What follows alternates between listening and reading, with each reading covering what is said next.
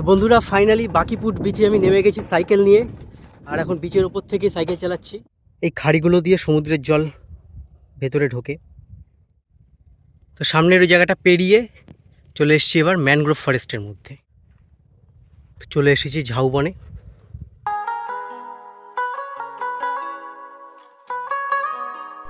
Wedding photography করার সূত্রে এবার পৌঁছে গেছিলাম কাথির একটি গ্রামে। আর যখনই জানতে পারলাম ক্লায়েন্টের বাড়ি থেকে বাকিপুট সি বিচের দূরত্ব মাত্র 7 কিলোমিটার, তখনই বৌভাতের দিন সকালবেলায় ক্লায়েন্টের থেকেই একটা ভাঙাচোরা সাইকেল ধার করে রওনা দিলাম বিচের উদ্দেশ্যে। আর এই রাস্তাটাই চলে গেছে বাকিপুট সি বিচের দিকে, নির্জন ফাঁকা রাস্তা আর শীতকালে নরম আলোর মধ্যে দিয়ে। নির্জন এই রাস্তাটির নাম সি ডাইক রোড। এই রাস্তার একপাশে উঁচু বাঁধের মতো করা আছে আর ডান দিকে খাল মতো আছে, যেখানে স্থানীয়রা অনেকেই মাছ ধরতে দেখছিলাম।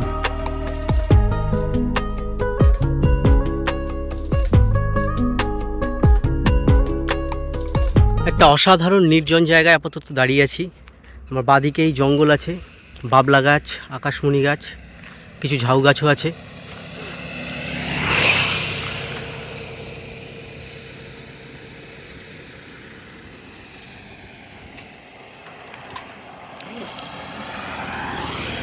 আর সোজা এই রাস্তা ধরে গেলেই একটু 1 কিলোমিটার মতো বাকিপুট সি বিচ, যেখানটা আজকে যাচ্ছি।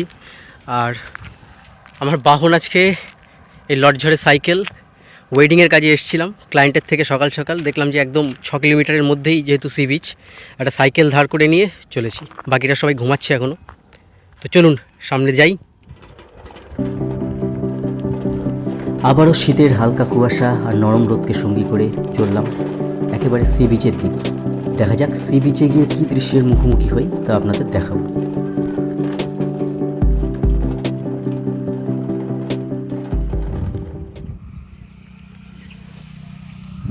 এই হচ্ছে বাকিপুট সি বিচ। আর এখানে মেইনলি যে ট্রলারগুলো আসে সেখান থেকে মাছ আনলোড করা হয়, সেই কাজই চলছে। সমুদ্র এখন অনেকটা দূরে। এ বিচে নামা যায়, আর নামার সুবিধার জন্য এখানে সিঁড়ি করা আছে। তো একটুখানি নামবো, সাইকেলটা পেছনে রাখা আছে। তো একটুখানি বিচে নামবো, তবে বিচে বালি কিন্তু কম, কাদাটাই বেশি। আর এখানে মেইনলি যারা মাছ ধরে তারাই রয়েছে, সেরকম ট্যুরিস্ট বা ওরকম কেউ নেই। আমি এসেছি দেখতে। আর মাছ শুকোনোর কাজও বোধহয় এখানে হয় কিছু। তো একটু নিচে নামবো বিচের দিকে। তো এই সিঁড়ি ধরে নামলাম, আর এই সামনেই হচ্ছে বিচ। তো যেরকম বলছিলাম, বিচে বালি অনেকটাই কম, কাদা বেশি। এখানে প্রচুর নৌকো, ট্রলার ইত্যাদি দাঁড়িয়ে রয়েছে।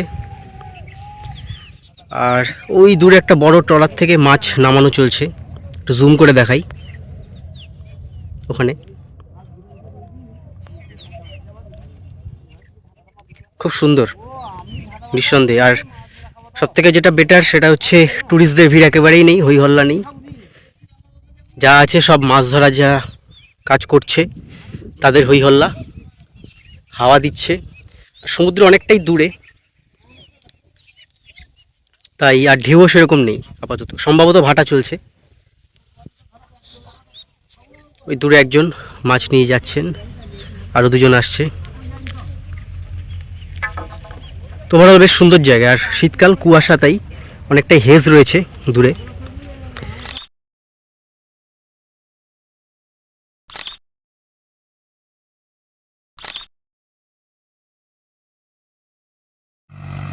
আর এভাবেই সমুদ্রের বুকে টায়ারের ছাপ রেখে মাছ ধরা ট্রলার এগিয়ে যাচ্ছে ধীরে ধীরে জুনপুট সমুদ্র সৈকতের দিকে। তো এখন একটা নতুন লোকেশনে এসেছি। বাকিপুটের মেইন যে সি বিচ সেটা হচ্ছে সামনে দেখা যাচ্ছে। আর আমি অ্যাকচুয়ালি ছিলাম জুনপুটের দিকটায়, ওই দিক থেকে আরেকটু এগিয়ে গেলেই জুনপুট পড়তো। তা ওদিকে আর যাইনি, পেছনে ফিরেছি। তো একটা জায়গা খুঁজছি যেখানে এই সামনের বিচটায় সাইকেলটা নামাতে পারবো, এরকম যদি কোনো জায়গা পাওয়া যায়। তো জানি না এরকম রাস্তা আছে কিনা, কারণ পুরোটাই বাদ দেওয়া।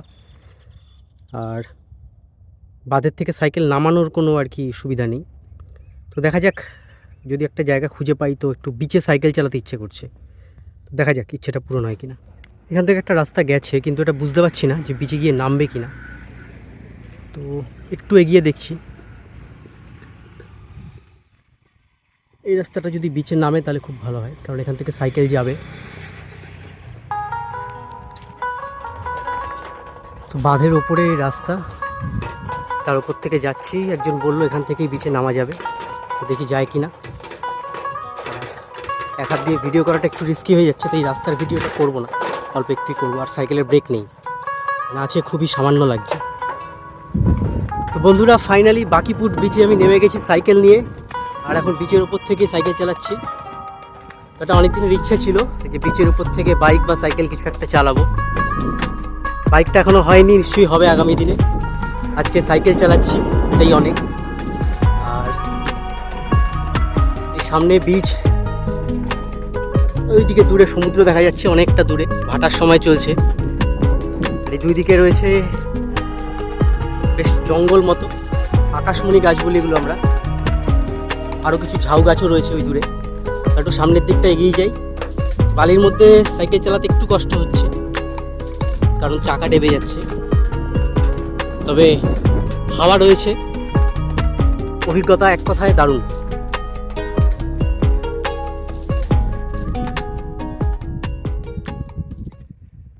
তো এই মুহূর্তে পুরো বিচে কেউ নেই, শুধু আমি একা। আর এখানে ঝাউবন, আর ঝাউবনে হাওয়া দিচ্ছে, আর শনশন করে যে শব্দটা হয়, দারুণ লাগছে শুনতে। এখানটায় নারকেল পাতা দিয়ে কিছু একটা ঘেরা আছে, দেখা যাক কি আছে এখানে।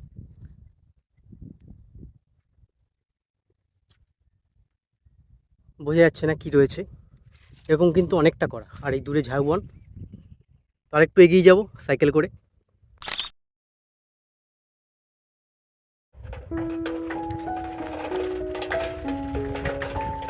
সাইকেলে যতটা যাওয়া যায় একটু এগিয়ে যাই।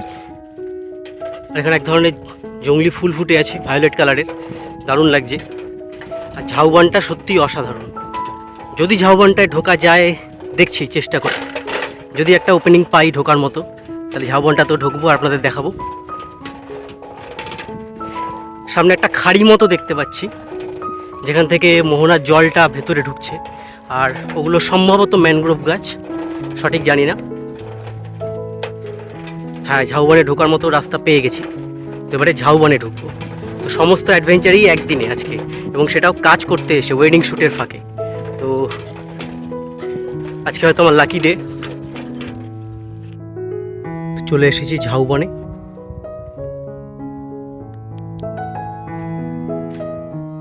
একটা সাইড ঘেরা রয়েছে এরকম জাল দিয়ে, তো ওখানটায় ঢোকা যাবে না, কিন্তু যেখানটা ঢুকেছি সেই জায়গাটাও অসাধারণ। আর ছোট ছোট ঝাউ ফল পড়ে রয়েছে নিচে।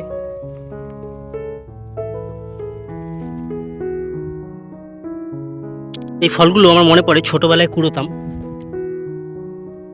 আর একদম একটা সার দিয়ে লাগানো, যেন মনে হচ্ছে মানুষই লাগিয়েছে, কিন্তু জানি না সত্যি এইভাবে কি লাগানো হয়েছে, হয়তো এভাবেই লাগানো হয়েছে গাছগুলো। আর তাই দেখতেও সুন্দর লাগছে।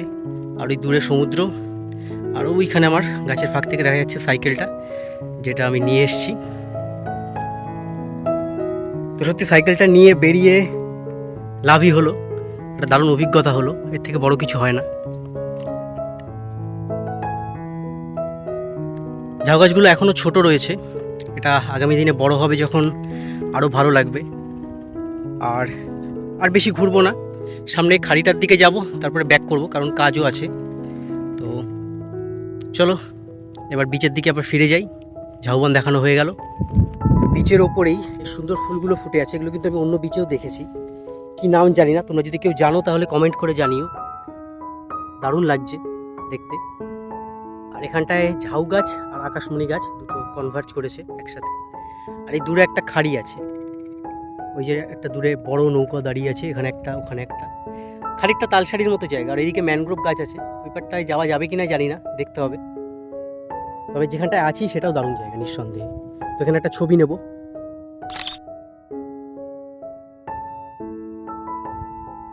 তো সামনের ওই জায়গাটা পেরিয়ে চলে এসেছি এবার ম্যানগ্রোভ ফরেস্টের মধ্যে। এখানে ছোট ছোট ম্যানগ্রোভ গাছ আছে, আর এগুলো হচ্ছে সেই শ্বাসমূল,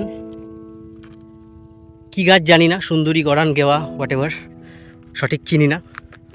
আর ওই দূরে বিচ, ম্যানগ্রোভ জঙ্গলের ভেতরে একটু ঢুকছি। সুন্দর জায়গা, অপূর্ব জায়গা, এবং একটা লোকেরও ভিড় নেই এখানে। এটা সবথেকে ভালো বিষয়, যেটা যে যারা নির্জনতা পছন্দ করে, কিছুই নেই বিচে সেরকম অ্যাক্টিভিটিস যদি বলতে চান, কিন্তু এই যে একা একা ঘুরে বেড়াচ্ছি, এটার অনুভূতিটা আলাদা পুরোপুরি। এবং আমি প্রেফার করব এখানে একটু মেঘলা ওয়েদারে আসলে আরও ভালো লাগবে। শীতকাল তো আকাশে মেঘ না থাকলে অতটা ঠিক এনভায়রনমেন্টটা যেন জমে না, অন্তত আমার তাই মনে হয়। রোদও উঠে গেছে আর এখন গরম লাগছে। এই খাড়িগুলো দিয়ে সমুদ্রের জল ভেতরে ঢোকে। এদিকেও একটা ট্রলার রয়েছে ওই দূরে, আর এখানে কিছু ম্যানগ্রোভ রয়েছে, আর এখানে রয়েছে একটা দৈত্যাকার ট্রলার যেটা জোয়ারের জলের অপেক্ষা করছে, জোয়ার আসলেই আবার ভেসে পড়বে মাছ ধরতে।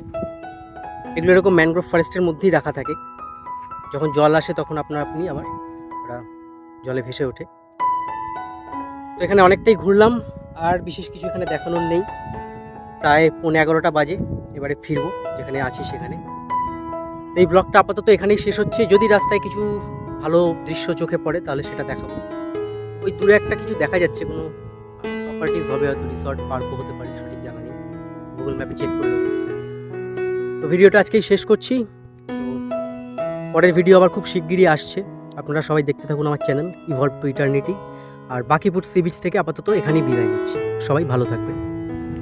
ফেরার পথে কবিগুরুর সেই বিখ্যাত কয়েকটি লাইন মনে পড়ে গেল।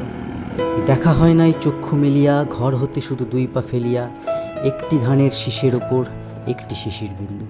ভালো থাকবেন সবাই, আর চ্যানেলটা সাবস্ক্রাইব করে নেবেন।